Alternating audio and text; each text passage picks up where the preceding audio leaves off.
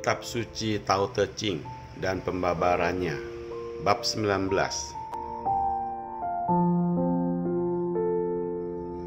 Bab 19. Hidup sewajarnya sesuai dengan Tao. 1.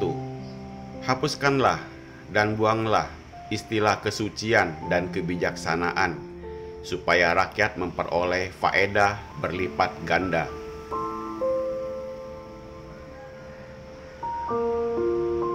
2. Hapuskanlah dan buanglah istilah cinta kasih dan kebajikan, supaya rakyat dengan sewajarnya kembali pada perilaku bakti dan saling mencinta.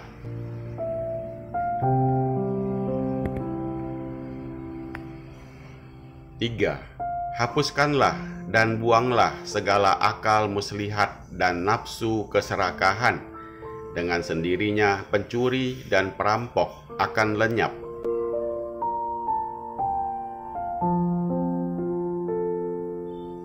4. 3 ungkapan di atas memberi bukti bahwa rakyat tidak cukup hanya diberi pelajaran lahir terus, tidak cukup diberi pelajaran ilmu pengetahuan, akan tetapi mereka harus diberi pelajaran tentang etika, budi pekerti, dan kebatinan, serta dipimpin untuk kembali pada sifat sewajarnya.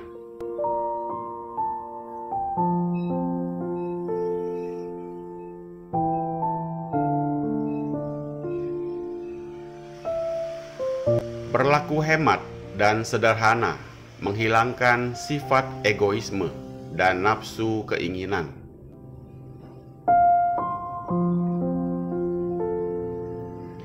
Jalan yang paling sulit untuk ditempuh adalah jalan kebatinan atau keagamaan. Oleh karena jalan inilah yang sangat banyak simpang siurnya, sehingga orang yang kurang waspada akan tersesat tujuannya.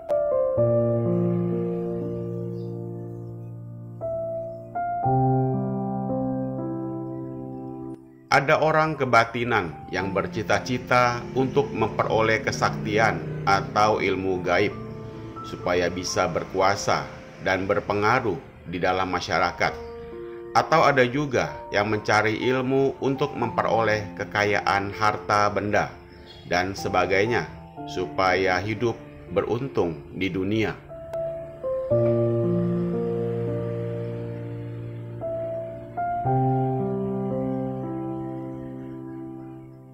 Kesemuanya ini ternyata jalannya tersasar.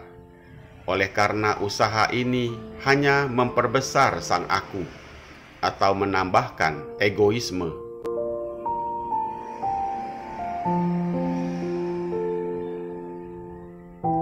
Atau setidak-tidaknya melemahkan usahanya sendiri. Sebab kemajuan untuk mempertinggi martabat dari kebatinan itu tergantung atas tekad, keuletan, dan kepercayaan diri. Tidak dapat mengandalkan pertolongan pihak lain.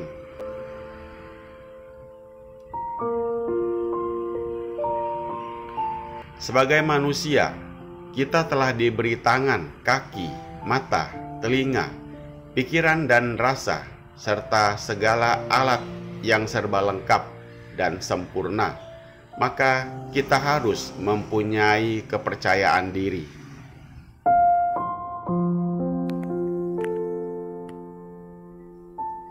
Bahwa kita mempunyai kemampuan dan mempunyai kekuatan untuk mencapai segala usaha kita atas tenaga sendiri. Asal saja kita mempunyai kemauan keras dan tekad tak kunjung padam, dan dengan kesungguhan hati untuk menempuh jalan ini. Pasal 1.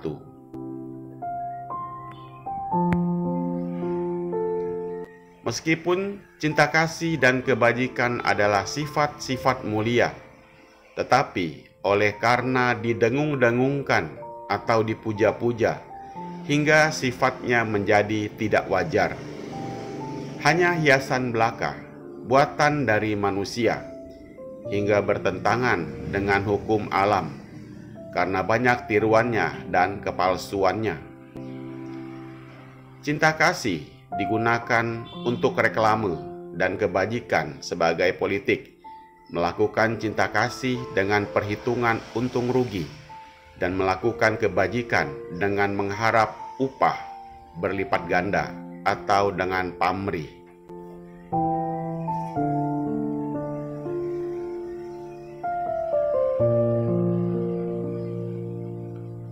Atau cinta kasih itu dicurahkan dalam kalangan yang terbatas dan yang sempit, misalnya hanya pada golongannya sendiri sajalah yang dicinta, tetapi golongan lain dibenci.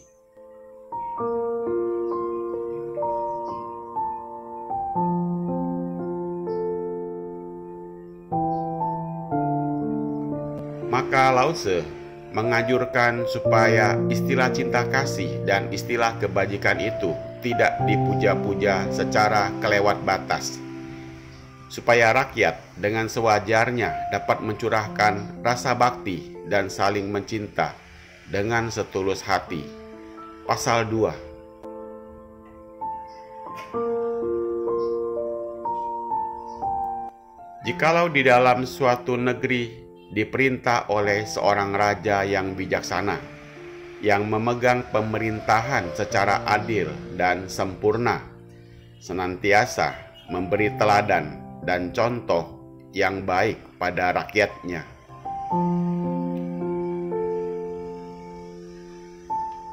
sehingga rakyat tidak menggunakan akal muslihat untuk saling berebut hasil dan keuntungan. Bahkan sebaliknya, rakyat berlaku jujur dan sederhana. Nafsu, keinginan, dan hasrat untuk hal itu telah musnah dari sanubarinya.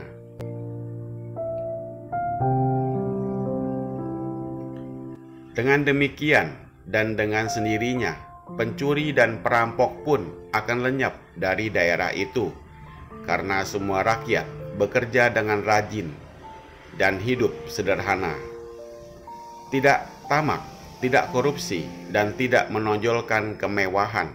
Pasal 3. Dalam pelajaran ini, Lao Tse menjelaskan bagaimana orang-orang yang belajar kebatinan tersesat karena memuja-muja kesucian secara membabi buta dan melewati batas.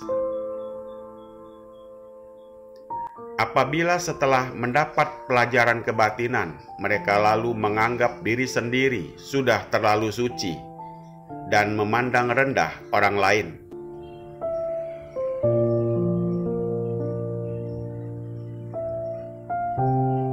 ada pula yang menggunakan agama sebagai kedok dengan menyamar sebagai orang suci, melakukan perbuatan-perbuatan tidak senonoh atau memperkaya diri.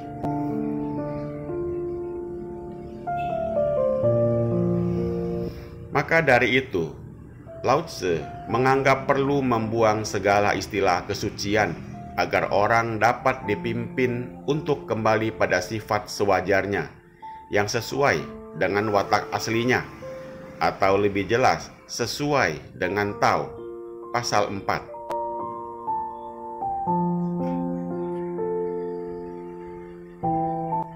Semoga bermanfaat. Terima kasih.